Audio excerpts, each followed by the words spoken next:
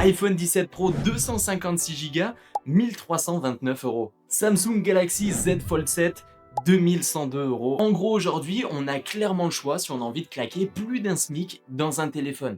Alors que d'un autre côté, on a des smartphones à seulement quelques centaines d'euros. Mais alors du coup, est-ce qu'on a vraiment besoin aujourd'hui d'acheter un smartphone aussi cher que ça? Et bah c'est une vraie question que je me suis posée il y a seulement 2-3 mois en arrière quand j'ai voulu acheter un téléphone pro. Depuis maintenant plusieurs années, j'utilise mon iPhone 14, que ça soit à titre personnel que professionnel. Et ça commence à être grave le bazar, surtout quand à titre professionnel, on est créateur de contenu, en fait on pulvérise la galerie de notre iPhone avec des photos, des vidéos et plein d'autres choses. Du coup je me suis dit, il est clairement le temps d'acheter vraiment un téléphone professionnel pour séparer ces deux parties, pro et perso. Alors ma décision était faite, je vais m'acheter un téléphone pro. Sauf que le souci, au moment où j'ai voulu passer ma commande, je me suis dit, bah ouais mais mince, mais j'achète un téléphone, mais de quelle marque en fait? Alors j'ai pris le problème dans l'autre sens. Je me suis dit, bon, on va pas trop réfléchir sur la marque, on va plutôt essayer déjà dans un premier temps de se fixer un budget.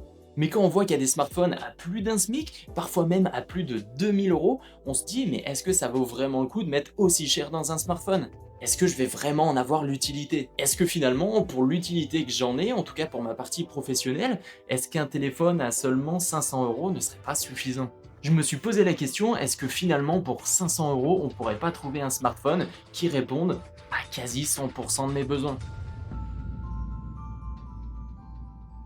D'un côté, on va avoir des smartphones plutôt entrée de gamme qui vont démarrer même à seulement 200-300 euros. Après, on va avoir des smartphones milieu de gamme qui vont tourner autour des 500. Et alors après, on part directement sur des smartphones très haut de gamme à plus de 1000 balles. Bon, vu que je suis créateur de contenu, je vous avoue, j'ai complètement oublié la partie entrée de gamme. Mettre 200-300 euros dans un smartphone, si c'est pour regretter derrière, je pense qu'il y avait vraiment pas d'utilité. Est-ce qu'on part sur le top du top avec un smartphone à plus de 1000 euros? Je suis pas sûr que ça en vaille la peine.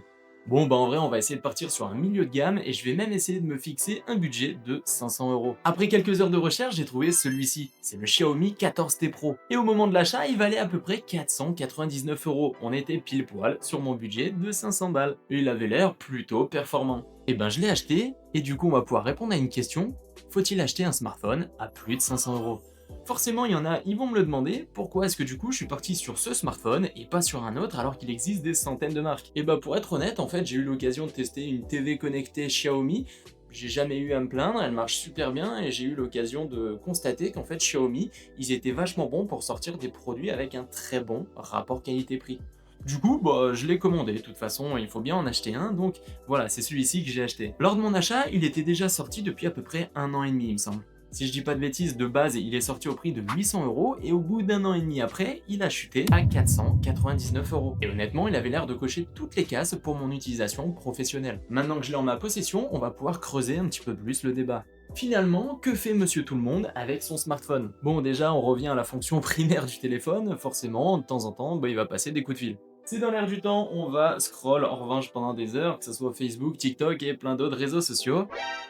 Ouais, et puis pour une partie des personnes, on va aussi pouvoir s'en servir pour jouer un petit peu à des jeux qui sont pas très gourmands. Clash Royale, Candy Crush, et forcément j'en passe plein d'autres. Bon pour faire tout ça, est-ce que honnêtement, un smartphone à 500 euros, ça serait pas suffisant? Eh ben on va regarder ça ensemble. Déjà pour commencer, on va regarder un petit peu plus en détail ce qu'il y a dans ce téléphone. Allez, on va rapidement faire le tour du propriétaire au niveau du Xiaomi 14T Pro. Déjà sur le devant, on voit que la dalle prend vraiment quasiment toute la totalité. Il n'y a que ici où finalement on va avoir l'appareil photo frontal, mais sinon après il y a vraiment aucun bouton. Sur l'arrière du smartphone, au niveau déjà de la coque, on est sur un effet un petit peu noir brillant, je dirais Galaxy. Alors je sais pas si on va réussir un petit peu à le faire refléter, ouais, on voit un petit peu, vous voyez, ça fait comme des petits points lumineux, comme des petites étoiles. Personnellement, je trouve pas que ça fasse non plus super haut de gamme, mais bon, après ça c'est mon point de vue. Sur l'arrière, du coup, après on a 3 objectifs pour photo et vidéo, et juste ici, on a tout simplement le flash du téléphone. Sur le côté gauche du smartphone, on n'a absolument rien sur la tranche. Sur le côté droit, on va retrouver le bouton pour régler le volume, et ici on a tout simplement le bouton on-off. Sur le dessus, on a quasiment rien à part des tout petits orifices ici, et sur le bas du smartphone, on va retrouver le haut-parleur, la prise pour le chargeur USB-C, le petit micro et le petit port du coup pour pouvoir venir mettre directement la carte SIM.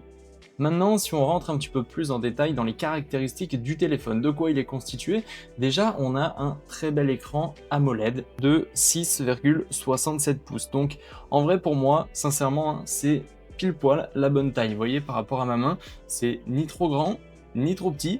On est quand même déjà sur un écran qui est assez balèze, hein, donc après pour regarder des vidéos, je trouve que c'est pile poil assez grand. Il faudrait pas plus petit. Et je trouve que c'est pas non plus trop grand pour être encombrant. Ça passe pile poil dans la poche, sincèrement il faudrait pas plus grand, mais non, ouais, pour moi le 6,67 pouces c'est vraiment la taille en tout cas idéale. Et ce qui est très intéressant notamment pour les jeux, c'est qu'on a un taux de rafraîchissement jusqu'à 144 Hz. Ce qui peut être vraiment lié à la fluidité du téléphone et à sa performance, ça va être son processeur. Cette fluidité, c'est simple, on le doit du coup au processeur qui est un MediaTek Dimensity 9300+. Niveau CPU, on est sur 8 cœurs jusqu'à 3,4 GHz et au niveau du GPU, on est sur l'ARM Immortalis G720 MC12. Pour la RAM, on a 12 Go en LP DDR5X, stockage interne 256 Go ou alors 512 Go, ça peut aller même jusqu'à 1 Tera. Personnellement, moi j'ai pris la version 512 Go parce que forcément comme je suis créateur de contenu, je vais vraiment pulvériser cet espace. D'ailleurs, on voit qu'il me reste déjà plus que 43 Go disponibles alors que je l'ai que depuis quelques mois. Au niveau de l'OS, du coup, ça tourne sur Android 14 avec une interface Xiaomi HyperOS. Et sincèrement, moi qui ai toujours eu des iPhones, et ben c'est vraiment super intuitif. Il n'y a aucun souci pour moi pour l'utiliser. Je suis vraiment pas perdu dans les menus. C'est très rapide pour le prendre en main. On a une batterie de 500 mAh, charge filaire rapide jusqu'à 120 watts. Je pense qu'on a fait un petit peu le tour sur ce téléphone, du moins sur les aspects principaux, on va dire. Maintenant, on va pouvoir le tester au niveau en tout cas de la vidéo. Là, je suis en train de me filmer en 4K 60 images secondes avec l'appareil photo arrière, donc principal du téléphone Xiaomi 14T Pro. La météo est absolument dégueulasse, donc forcément on n'aura pas une belle luminosité, donc on n'a pas des conditions optimales pour pouvoir filmer, mais ça permettra de se rendre quand même un petit peu compte. La chose également à noter, c'est que j'utilise aucun microphone externe, c'est vraiment le micro interne du téléphone, donc niveau son, c'est vraiment ce qu'on a dans le téléphone, il n'y a pas de triche. Là, je viens de switcher sur la caméra frontale, donc là je me vois directement, j'ai le retour sur le téléphone. Généralement, on a toujours une qualité qui est un petit peu amoindrie, à savoir quand même qu'on est toujours sur la 4K, on n'est plus sur du 60 fps, on est sur du 30 fps, donc un petit peu moins. Toujours bien évidemment le microphone interne du smartphone, il n'y a absolument aucun filtre, là c'est vraiment la vidéo de base qu'on peut enregistrer face avant avec le téléphone.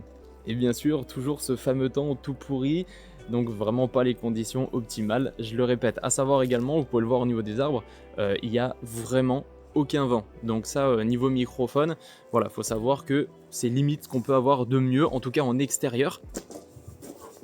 Bon, maintenant que j'ai fait les tests vidéo, ce que je vais faire, c'est que je vais juste aller prendre 2-3 petites photos. Comme ça, on pourra aussi se rendre compte de la qualité des photos.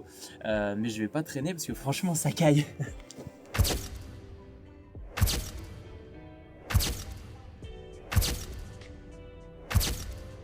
Maintenant qu'on a fait un petit peu le tour sur ce smartphone, on va pouvoir faire la liste des avantages et des inconvénients.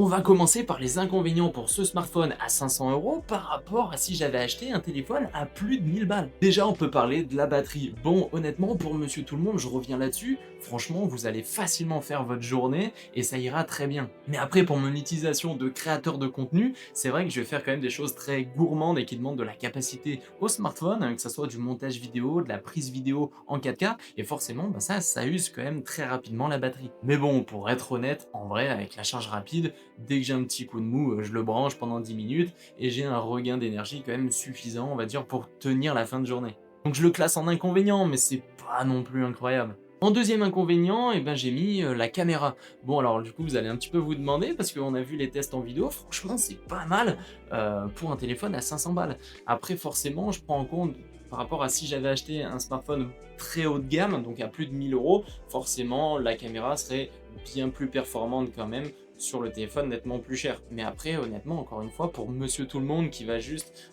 prendre quelques photos à un anniversaire, prendre quelques petites vidéos, honnêtement, c'est largement suffisant. Enfin, je sais pas, dites-moi en commentaire si vous êtes d'accord, mais comme vous avez pu le voir lors de mes tests vidéo, c'est vraiment pas déconnant, hein. Vous allez dire que j'abuse, mais niveau inconvénient, je pense que, sincèrement, on a fait le tour. En revanche, en avantage, là on en a une paire. On a un très bel écran AMOLED avec des très jolies couleurs. Le smartphone est vraiment super fluide, honnêtement il n'y a vraiment rien à dire. Et il est performant. Là où je le vois le plus, c'est quand je fais du montage vidéo. Quand tu vas traiter de la vidéo en 4K, c'est quand même vachement lourd. Il faut un appareil qui tienne quand même la route et qui soit vraiment performant. Et généralement, avec des milieux de gamme, comme celui-ci du coup aux alentours des 500 €, bah il y en a une paire qui galère vraiment. Mais celui-ci, impeccable. Je vais pas non plus rentrer dans les méga tests du smartphone. En vrai, si vous voulez des tests du Xiaomi 14T Pro, vous pouvez aller directement sur YouTube. Il y en a pas mal qui ont déjà fait des vidéos dessus. D'ailleurs, c'est grâce à eux, en l'occurrence, que j'ai choisi ce modèle. Mais on a vu un peu les avantages, les inconvénients.